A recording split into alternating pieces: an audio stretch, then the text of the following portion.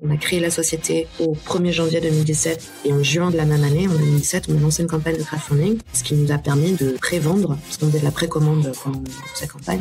Alors qu'elles n'étaient pas du tout fabriquées, on avait un prototype. Vraiment, c'était quelque chose qu'on avait fait derrière une machine avec des bandes soudées à la main.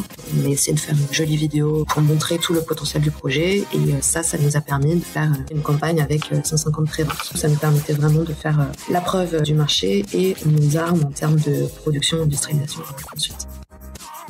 Bienvenue sur l'Entrepreneur en vous, le podcast où vous allez découvrir comment démarrer et développer votre propre aventure entrepreneuriale. Je suis votre hôte Nayer Saïdan et dans ce podcast, je vous fais découvrir des entrepreneurs, des freelances, des auteurs et des gens inspirants qui ont su construire et profiter de la vie dont ils ont toujours rêvé.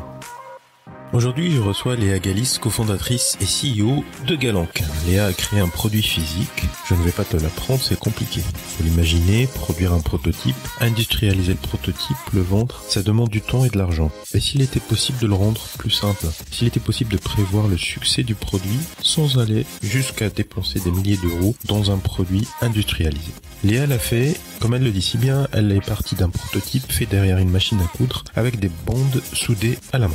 Léa nous raconte tout ça aujourd'hui. Vous pouvez accéder à l'ensemble des liens et à la retranscription de cet épisode sur le blog en vous rendant sur l'URL suivante envou.co/29, le chiffre 29. Révèle l'entrepreneur qui est en toi, épisode numéro 29.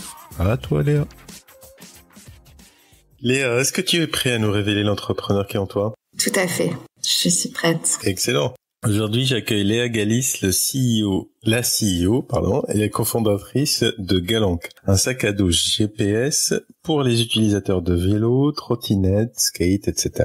Léa, avant de parler de ton business, j'aimerais qu'on remonte le temps et qu'on s'intéresse un peu à ton parcours personnel. Est-ce que tu te rappelles du tout premier projet ou business que tu as fait? Le tout premier projet que j'ai vraiment fait pour moi, ça a été de prendre une année sabbatique et de partir 1 an en Australie et de me débrouiller donc pour trouver du boulot sur place, un logement et vivre ma vie là-bas. Et ça, c'était dans l'objectif déjà d'arrêter de poursuivre les études que j'avais commencé à entreprendre. Donc je suis arrivée jusqu'en Master 1 où j'avais fait un double diplôme en droit et en économie à la Sorbonne. Je savais que si je continuais dans cette voie-là, j'allais devenir avocate, ce qui était complètement exclu. Ah bon? Oui, c'était pas quelque chose qui me plaisait, j'étais pas suffisamment douée en plus et ça me rendait pas heureuse, ça m'épanouissait pas du tout. Donc je me suis finalement décidée à prendre une vraie pause et à voyager pendant 1 an cette année-là.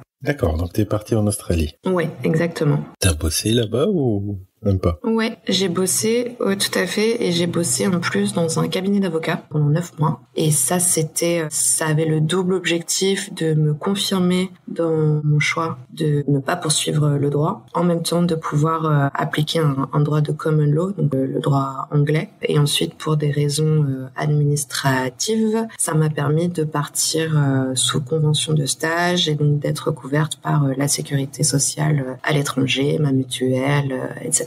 D'accord. Et après, justement, cette année sabbatique, tu reviens, tu reprends des études. Qu'est-ce que tu fais? Exactement, je reprends mes études. Donc, je fais un master en management des technologies et de l'innovation à Dauphine et les Mines ParisTech, qui m'a permis déjà de découvrir ce que c'était que les startups, l'entrepreneuriat, l'innovation. Chose dont j'étais pas du tout au fait, en fait, du fait d'avoir poursuivi dans la première année de ma vie des études très classiques de droit et d'économie, où on n'était pas du tout sensibilisé à ces termes-là. D'accord. Ça t'a plu? Ça m'a beaucoup plu, énormément. Et du coup, t'as décidé d'en faire ton métier, c'est ça? Ouais, exactement. Du coup, j'ai surtout découvert qu'on pouvait être acteur de sa vie professionnelle, chose dont j'avais pas du tout conscience. Quand j'étais petite, à chaque fois que je rencontrais quelqu'un qui faisait un métier en particulier, le boulanger, la maîtresse, le dentiste, je me disais systématiquement quand je serai maîtresse, quand je serai boulanger, je ferai comme ça, je ferai comme ça. Sauf que j'ai jamais eu d'entrepreneur autour de moi, donc j'ai jamais eu l'occasion l'occasion de me dire quand je serai entrepreneur, je ferai ça et ça. Et donc ça m'a bien changé toutes mes perspectives, tout mon horizon professionnel et tout le champ des possibles qui s'offrait à moi. D'accord. Je crois que aussi après tes études, t'es directement parti dans un incubateur. Exactement. Ouais. Donc à ce moment-là, tu créais ton produit déjà ou t'étais salarié de l'incubateur? Ouais. Alors non, j'ai pas commencé à travailler sur le projet tout de suite. J'ai préféré, avant la fin de mes études, je savais que je voulais travailler pour un incubateur parce que c'était le milieu qui me permettait de voir, de côtoyer et d'apprendre un maximum auprès d'entrepreneurs et d'être au plus proche de ce milieu-là, mais sans prendre l'initiative entrepreneuriale au premier abord. Donc j'ai fait mon stage de fin d'études là-bas avec l'objectif à la fin de ce stage de créer ma boîte. Sauf que j'ai été prise en CDI, donc j'ai poursuivi pendant 3 ans et demi en fait dans la boutique où j'étais, et ce qui m'a laissé le temps vraiment de mûrir un projet, de le travailler, d'apprendre énormément en termes de réflexes, de me faire un réseau qui m'a permis ensuite d'avoir les bons contacts au bon endroit, d'avoir certaines démarches qui sont pas du tout naturelles de base pour pouvoir mener le projet à bien. Et au niveau de l'idée, en fait, c'est surtout ça qui a été déterminant parce que des idées entrepreneuriales, pendant ces 3 ans et demi, j'ai dû en avoir à peu près 400, je pense. Juste toi ou autour de toi? Quand tu dis 400, des idées? Juste moi. Ah oui, pas mal. Ouais. J'avais presque une idée tous les 2 ou 3 jours, quoi. Voilà, exactement. Et en fait, parfois, il suffit justement d'avoir 2-3 jours de réflexion pour se dire non, c'est pas sur cette idée, je me sens pas les épaules de porter cette idée. Si cette idée est une mauvaise idée, continue de chercher, tu vas trouver quelque chose qui t'accroche réellement. D'accord.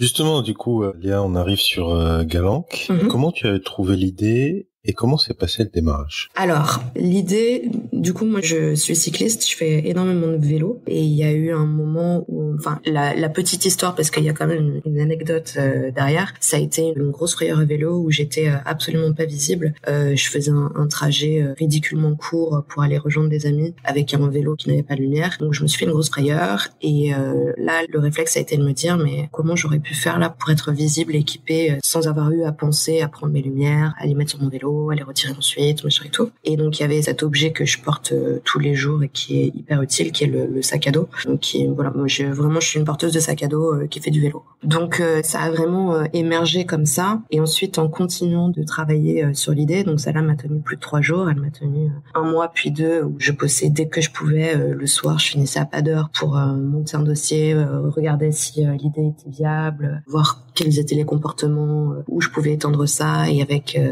vraiment comment il était possible de monter le projet. Et donc tout de suite, tu as commencé à monter un dossier ou est-ce que tu en as parlé autour de toi? Comment tu as commencé? J'ai fait les deux. J'ai fait un PowerPoint d'à peu près 150 slides qui regroupait à la fois des planches de style, des études de marché sur le vélo, les accessoires, les comportements au niveau français, au niveau européen, tout un modèle de financement, business model, de distribution, de fabrication, de production, de ressources humaines. Oui, t'es allé loin dès le début, quoi. Ouais. Je suis allée loin dès le début et du coup j'en ai parlé assez rapidement et en fait c'était la première fois que je parlais aussi concrètement d'un de mes projets autour de moi.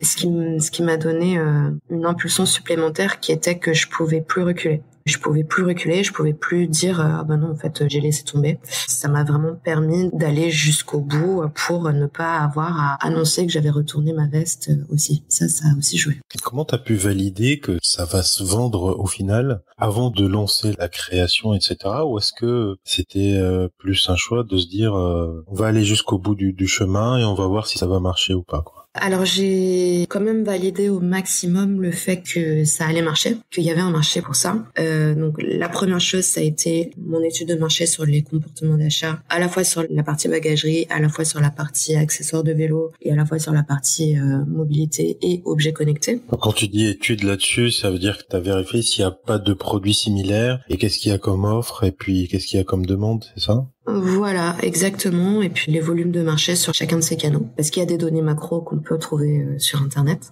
Et ensuite, donc, j'ai rencontré mon associé en 2016. On a décidé très rapidement de partir ensemble. On a des profils extrêmement complémentaires. Lui est ingénieur en système embarqué. Moi, j'étais plutôt sur la partie business. Et ça a matché immédiatement. Et on a créé la société au 1er janvier 2017 parce qu'on commençait à avoir des frais de prototypage, ce genre de choses. Donc, il fallait qu'on crée la société. Et en juin de la même année, en 2017, on a lancé une campagne de crowdfunding ce qui nous a permis de prévendre, parce qu'on faisait de la précommande pendant sa campagne, de prévendre 150 sacs. Alors qu'ils n'étaient pas encore fabriqués, quoi. Alors qu'ils n'étaient pas du tout fabriqués. On avait un prototype. Vraiment, c'était quelque chose qu'on avait fait derrière une machine avec des bandes soudées à la main. On a essayé de faire une jolie vidéo pour montrer tout le potentiel du projet. Et ça nous a permis de faire une campagne avec 150 préventes. Donc c'est relativement une petite campagne, mais parce qu'on l'a menée comme ça. Et nous, ça nous permettait vraiment de faire la preuve du marché et nos armes en termes de production et industrialisation ensuite. Comment justement on prépare une campagne de crowdfunding comme ça? Est-ce que ça se fait du jour au lendemain? Est-ce qu'il y a tout un préparatif, toute une communication à faire autour? Comment t'as fait? Ah oui, il y a énormément de préparatifs. Une campagne de crowdfunding est vouée à échouer si elle n'est pas préparée. Donc on a fait plusieurs choses. Déjà, on en a parlé de plus en plus autour de nous. On a préparé notre premier cercle, c'est comme ça qu'on l'appelle, donc réseau proche et réseau étendu, au fait qu'on était dans une démarche entrepreneuriale, qu'on allait faire ça en étant le plus didactique possible, en apportant le plus d'éléments sur la vie au quotidien, la démarche au quotidien, etc. Donc ça rassemblait déjà plus de 700 personnes. D'accord. Au réseau proche et étendu. Ensuite, on a fait... Donc ça, c'est un réseau qui permet de faire ébruiter un peu le mot, quoi. C'est ce qu'on appelle le réseau proche, c'est les gens qui sont proches et qui sont prêts à vous aider en communiquant l'information eux aussi autour d'eux, ce qui fait que ça peut devenir viral, quoi. C'est bien ça? Exactement. Donc, on a fait comme ça, on a fait des RP aussi, donc des relations de presse, où on a eu plusieurs articles qui nous ont permis de communiquer sur le lancement de la campagne. Mmh. Et ensuite, on a fait le choix aussi de faire cette campagne sur une plateforme internationale, donc Kickstarter, dans la logique de se dire que c'est la plateforme de référence en crowdfunding, ce qui fait qu'on va pouvoir avoir un impact international dès le départ. Et effectivement, on a eu une résonance très européenne. On a fait des ventes en Europe. Dans les 5 premières minutes du lancement de la campagne, on a un Autrichien qui nous a trouvés et qui a précommandé le sac immédiatement. Donc c'était vraiment une grosse surprise. Donc voilà, le choix de la plateforme permet aussi ce genre de choses. D'accord. Et du coup là, c'était quoi votre objectif? Tu m'as dit que vous avez fait 150 ventes. C'était quoi l'objectif initial? L'objectif initial, c'était d'en faire 100. Du coup, nous, on demandait 10 000 euros. Mmh. En fait, c'était plutôt en volume parce que voilà, on avait fait des tarifs Early Bird, Super Early Bird, etc. On demandait 10 000 euros et on a fait 18 000 euros. Donc, on a fait 180% de nos objectifs. Excellent. C'est bien. Et du coup, ça permet de financer la production? Ça permet à peine de financer la production en vérité parce que nous, on est sur du hardware et sur du software. Ouais. Donc dans le hardware, il y a un coût d'entrée qui est assez énorme, surtout qu'on est sur 3 types d'industries différentes. On est à la fois sur de la bagagerie, à la fois sur de l'électronique et à la fois sur de la mécanique. Donc tous ces coûts d'entrée sont assez élevés, ce qui nous a permis de... Voilà, l'objectif, c'était surtout un objectif de preuve de marché pour nous. Donc après, on a réussi à financer le projet aussi par d'autres leviers. D'accord. Si je te ramène un peu plus en arrière, tu disais en début 2017, vous avez créé la société, tu as trouvé ton associé, et à partir de là, commence à construire le produit, à l'imaginer, etc. Parce que on n'en a pas parlé en détail, mais il y a pas mal d'innovations dans le produit que vous avez créé. Comment on fait tout ça en étant 2 personnes à Paris? Est-ce qu'on lève des fonds dès le début ou est-ce que vous avez... Ah, ok, d'accord. Alors, nous, on a mis un petit ticket d'entrée de notre poche pour pouvoir commencer à acheter du rouleau de bande de LED, du Arduino, un petit peu de toile et un abonnement à un atelier en ville, quoi, qui donne accès à une imprimante 3D, à une découpe laser et une machine à coudre, en gros. Et après, on a commencé vraiment en mode startup garage, c'est-à-dire que moi, je me suis occupée de toute la partie développement textile. On a travaillé avec une élève designer sur vraiment le dessin du sac pour qu'il ait une forme, et nous on s'est occupé de tout le développement du prototype, donc mon associé sur la partie élec méca et moi sur la partie textile. Et ensuite, une fois que la structure est créée, parce qu'on avait de plus en plus de frais, donc il y a eu déjà la campagne de crowdfunding et ensuite il y a eu les outils. À Paris, on a de la chance d'avoir pas mal d'outils de financement de l'entrepreneuriat, notamment la bourse French Tech, qui est une subvention à la création d'entreprise qui est assez large puisqu'elle est censée être non discriminante à l'entrepreneuriat, c'est-à-dire que tous les entrepreneurs, en devenir tant qu'ils ont un sujet sérieux et qu'ils remplissent un dossier sérieusement, peuvent y avoir accès. Donc cette subvention-là, on l'a eu à hauteur de 30 000 euros. Donc ça nous a vraiment permis, avec le crowdfunding et la subvention, ça nous a permis de démarrer avec des fonds pas dégoûtants, quoi. D'accord, ce qui vous a permis d'aller plus loin. Ouais. Justement, par rapport à ça, Léa, donc on parlait de construire le prototype, de le mettre en place, etc. Et ensuite, vous avez fait la campagne de crowdfunding. Et à partir de ce moment-là, comment vous avez avancé? Alors ensuite, il faut passer à l'étape de l'industrialisation. Et en fait, on avait décidé, donc on a fait la campagne en juin 2017 et on avait annoncé qu'on livrerait en décembre, à Noël 2017. Donc en fait, on s'est laissé vraiment très peu de temps pour industrialiser le produit, sachant qu'on n'avait pas nos partenaires industriels, qu'on n'avait pas la méthodologie industrielle non plus, et qu'on a commencé à sérieusement chercher nos partenaires en septembre. D'accord. Ouais. Ça fait très très court, quoi, pour un produit physique. Exactement. C'est extrêmement court. Et donc ça, c'est beaucoup de démarches bouche à oreille, trouver le bon prestataire, de Internet, appeler les personnes, leur expliquer le projet. On nous a souvent pris pour des ovnis parce que justement, on n'est pas sur un secteur industriel, mais sur 3 secteurs industriels. Donc il faut faire travailler les gens ensemble et les industries en France ne savent pas encore travailler ensemble. En tout cas, nos industries ne savent pas encore travailler ensemble. Donc voilà, ça a été beaucoup de rédaction, de spécifications, de cahiers des charges, de déplacements, de tests, d'aller frapper aux portes sans avoir pris rendez-vous. Voilà. Ça a été beaucoup d'énergie. Et vous y êtes arrivé en décembre? Ouais, on y est arrivé. On y est arrivé dans le sang et la douleur, à vrai dire. Ça sent l'expérience douloureuse, quoi. Ouais, c'était extrêmement douloureux. Le 150e sac a été livré la veille de Noël, c'est ça? Exactement. En fait, une de nos usines était à Vierzon, donc on s'est occupé de faire toute l'intégration finale ensemble. Donc il y avait mon associé, moi-même, ma famille et un ami qui sont venus vraiment nous aider pendant ce temps-là. On était censé rester 24 heures, on est resté 72 heures. Et au final, on a récupéré les sacs le 20 décembre pour les livrer le 21 décembre. Donc on a réussi, mais c'était ça a été un petit peu compliqué. Ouais. Excellent. Léa, on a parlé beaucoup de l'aventure entrepreneuriale, mais on n'a pas beaucoup parlé du produit. Est-ce que tu peux nous en dire plus un peu sur l'innovation qu'il y a dans le produit et qu'est-ce qui vous différencie de la concurrence?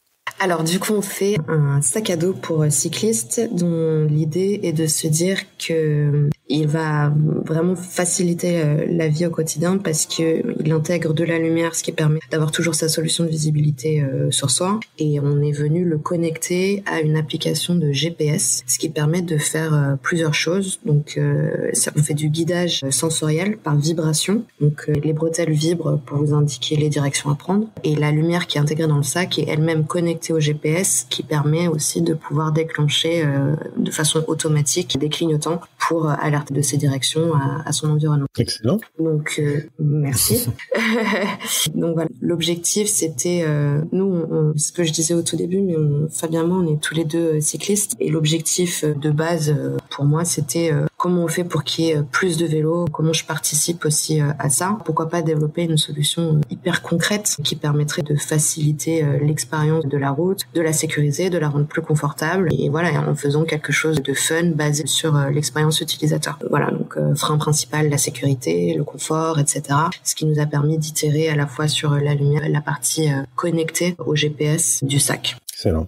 Et en termes de concurrence? Alors en termes de concurrence, il n'y a pas vraiment de concurrence frontale dans le sens où il n'existe pas d'autres, ou alors je les connais pas encore, il n'existe pas d'autres sacs à dos connectés comme on le fait aujourd'hui. En revanche, il existe plein de choses qui combinent un petit peu ce qu'on essaye de faire. Donc il va y avoir des guidons connectés qui font clignotant et GPS, il va y avoir des boussoles connectées qui font la même chose, il va y avoir des sacs à dos lumineux et signalisants mais non connectés et plutôt pilotables grâce à une télécommande avec un système de flèches en général. Il va y avoir des choses très classiques comme le gilet jaune, les lampes de vélo, la bagagerie de manière générale. Voilà. D'accord.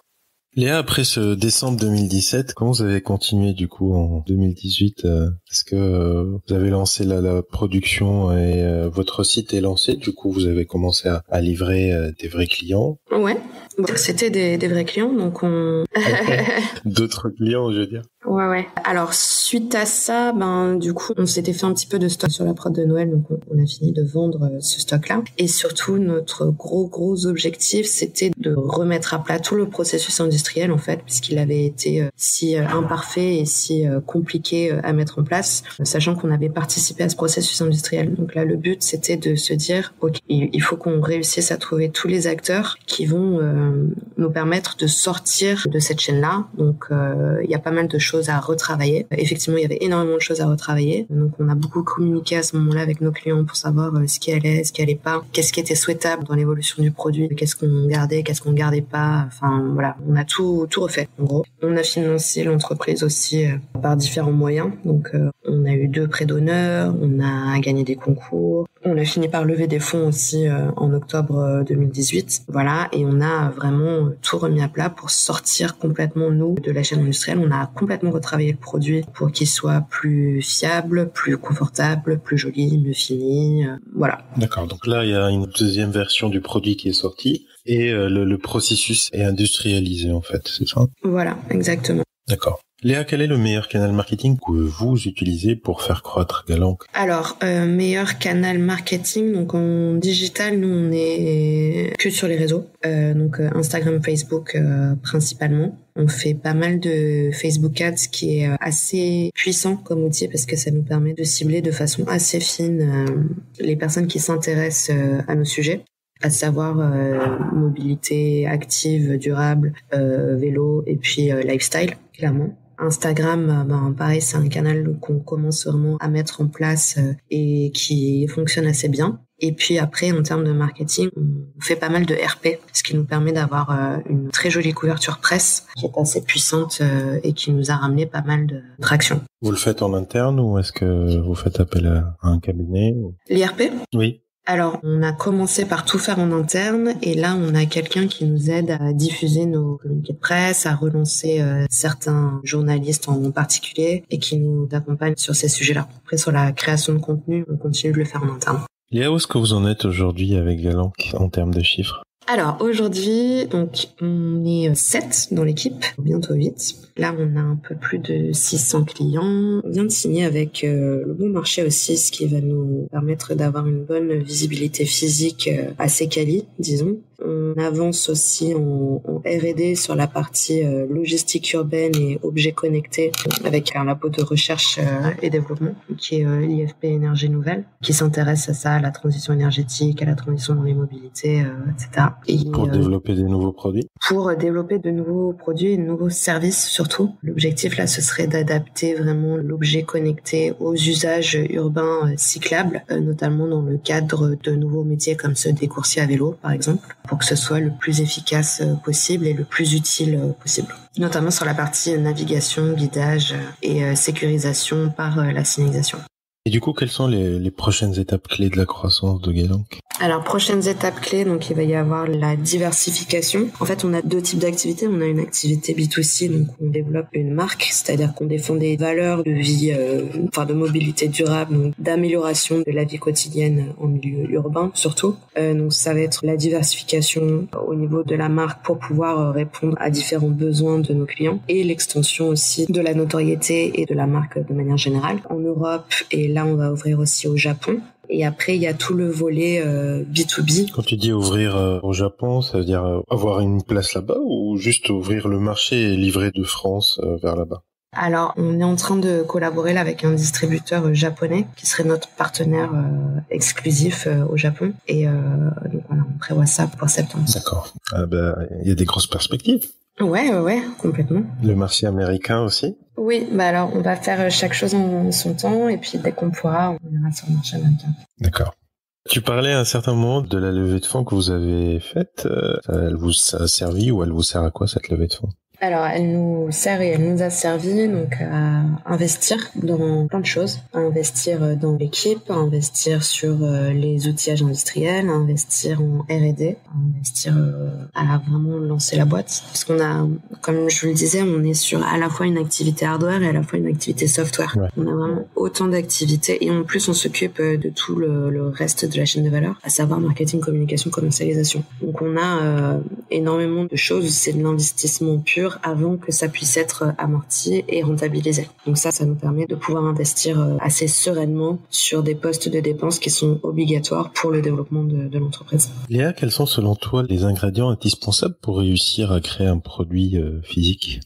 Les outils indispensables, ça va être de savoir s'entourer, évidemment, ça c'est la réponse à tout, de toute façon. Ouais. D'être perfectionniste dans le fait de s'intéresser à son produit, de comprendre comment il marche, comment il devrait fonctionner, de lever tous les doutes possibles sur la qualité de travail et d'exécution de ses partenaires. Parce qu'en fait, on se rend compte que on est les plus aptes à savoir le résultat qu'il faut attendre et à savoir ce qu'il faut faire, en fait, en termes de résultats. Et puis, pas hésiter à se bouger, à décrocher son téléphone, à poser des questions, à négocier, à vraiment poser des questions les plus bateaux, prendre des risques. Ok. Là, c'est le moment des temps forts. Quel a été le pire moment de ton parcours d'entrepreneur et comment tu as fait pour rebondir ? Cette livraison de Noël là était vraiment pas mal. En termes de temps fort, ça a été assez compliqué, donc on a rebondi dans le sens où on a décidé d'arrêter tout ce qu'on faisait pour retravailler vraiment bien la chaîne logistique et industrielle, pour plus jamais avoir à sortir en plus un produit qui n'était pas suffisamment qualitatif à nos yeux, alors qu'on avait pour seule volonté de faire un produit hyper quali, quoi, et on n'avait pas réussi à faire ça. Donc en fait, suite à cette période qui a été mentalement très chargée pour nous, on a pris des vacances à Noël déjà, et puis on a décidé de tout remettre à plat pour pouvoir continuer, parce que on n'allait pas continuer avec les mêmes partenaires et avec les mêmes méthodologies de façon durable. Du coup, vous avez changé de partenaire, vous avez changé de fournisseur, etc. Ouais, en partie. Pas tous, mais oui, en partie, on a changé. On a pris beaucoup plus de temps aussi, puisqu'on avait plus cette ligne de mire qui était il faut absolument qu'on livre à Noël. Donc on a mis un petit peu plus de temps. D'ailleurs, la nouvelle version du produit a été recommercialisée en octobre 2018, donc 9 mois après Noël. Ok. À contrario, quel a été ton plus beau moment ? Il y en a eu pas mal. Il y a eu la première fois qu'on a eu un proto fonctionnel avec mon associé qu'on a pu tester dans la rue. Il y a eu quand même cette période de Noël où on a finalement réussi à sortir ce produit de façon quand même industrielle, à moitié artisanale mais quand même industrielle. Et puis je pense qu'il y a eu aussi la nouvelle version du produit qui est arrivée chez nous et qui répondait à tellement de choses en termes de qualité, en termes de design, en termes de confort, en termes de fonctionnalité, en termes d'attente, qui répondait vraiment à ce qu'on avait en tête, quoi. D'accord. C'est le moment de l'interview top 5. Le livre que tu recommandes. Alors, le livre que je recommande, sur l'entrepreneuriat en tout cas, il y a peu de temps, j'ai lu La 25e heure, qui était assez réconfortant dans le sens où ça donne pas mal d'outils pour être un peu plus efficace. Ça permet aussi de décomplexer pas mal de comportements entrepreneuriaux. Et voilà, moi, ça m'a fait connaître de nouveaux outils qui m'aident bien au quotidien, en fait.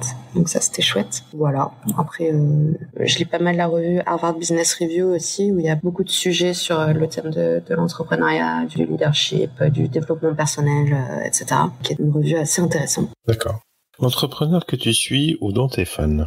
Je suis bien fan de Yvon Chouinard, qui est le fondateur de Patagonia, et dont j'aime le fait qu'il est... Bon, déjà, au niveau entrepreneurial, Patagonia, c'est une très belle marque, et lui défend des valeurs de durabilité et de responsabilité qui me parlent énormément. Voilà, c'est des choses qu'on a profondément aussi ancrées chez nous, c'est on fait un bien de consommation, mais on veut faire en sorte que ce soit fait de la meilleure manière possible, c'est-à-dire que ce soit le plus durable possible, donc le plus qualitatif possible, que ce soit recyclé, recyclable, que ce soit en phase avec les valeurs qu'on prône, qui sont des valeurs de responsabilité au niveau des mobilités, de la façon de se déplacer, la façon d'appréhender la ville, quoi. D'accord.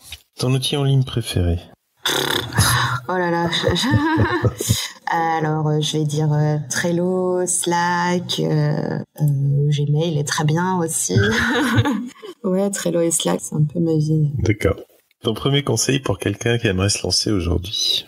Mon premier conseil pour quelqu'un qui aimerait se lancer aujourd'hui, c'est de ne pas avoir peur de demander, d'être culotté et d'y aller, quoi. Il y a un moment où il faut juste poser la question, en parler et faire. Il faut faire, en fait. Voilà. D'accord.